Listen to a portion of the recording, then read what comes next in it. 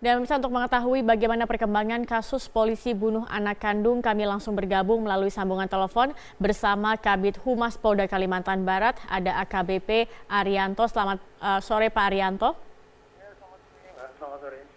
Ya Pak Arianto, sejauh ini dari pemeriksaan kepolisian, apa sebenarnya motif dari tersangka membunuh dua anak kandungnya ini Pak? Saat ini kepolisian masih mendalami apa yang menjadi motif daripada tersangka melakukan pembunuhan terhadap anaknya. Namun dari sedikit dapat saya sampaikan terkait dengan hasil pemeriksaan atau integrasi yang dilakukan oleh penyidik kepada tersangka. Bahwa intinya yang pertama, tersangka mengakui bahwa telah melakukan pembunuhan terhadap anaknya. Dan di dalam melakukan pembunuhan tersebut tersangka dalam kondisi yang sadar. Kemudian yang kedua, dari pengakuan tersangka sendiri bahwa tersangka tidak menyesal melakukan pembunuhan terhadap anaknya tersebut. Tidak menyesal, Pak?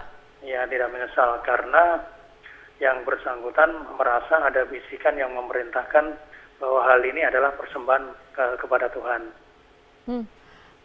Pak Arianto, keterangan dari istri dikatakan bahwa beberapa hari ini ada perilaku aneh yang dilakukan tersangka atau tersangka ini berperilaku aneh. Apakah Anda pernah mendengar dari rekan kerja misalnya dari tersangka tersendiri ada perilaku aneh selama bertugas?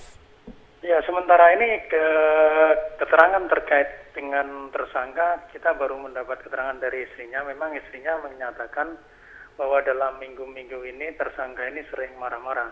Kemudian sering menceritakan kepada suaminya bahwa kepada istrinya bahwa yang bersangkutan sering mendapat bisikan-bisikan.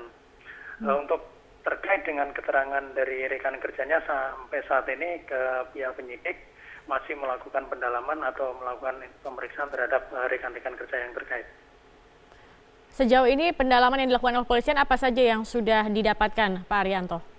Ya, tadi saya sampaikan terkait dengan keterangan dari tersangka sendiri tadi mengatakan bahwa dia tidak merasa menyesal melakukan pembunuhan terhadap anaknya karena mendengar bahwa hal ini merupakan bisikan atau perintah dari persembahan kepada Tuhan.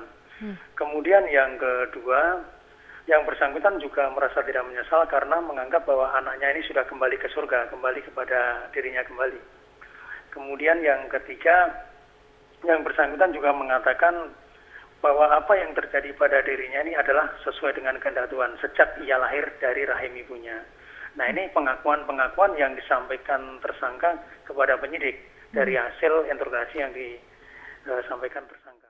Oke, bagaimana juga terakhir nih Pak Arianto, bagaimana dengan kondisi istri dari tersangka saat ini? Kalau tidak salah juga sebenarnya istrinya juga menjadi target pembunuhan dari tersangka juga Pak Arianto. Ya, memang dari keterangan istrinya bahwa tersangka memang sempat akan melakukan pembunuhan kepada istrinya, namun istrinya dengan berargumentasi untuk meminta air minum, dan pada saat suaminya mengambil air minum, istrinya sempat dapat melarikan diri ke rumah tetangga. Kemudian terkait dengan kondisi istrinya saat ini, istrinya masih dalam kondisi secara fisik sehat, kemudian diamankan di Mapores, di rumah dinas Kapolres. Kemudian terkait dengan tersangka sendiri, secara fisik kondisinya dalam keadaan sehat.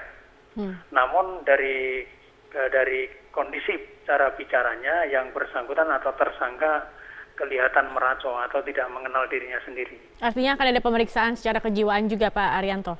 Ya, saat ini juga Polda Kalimantan Barat melalui Biro SDM dalam artian bak psikologi juga akan melakukan proses pemeriksaan psikologi terhadap yang bersangkutan.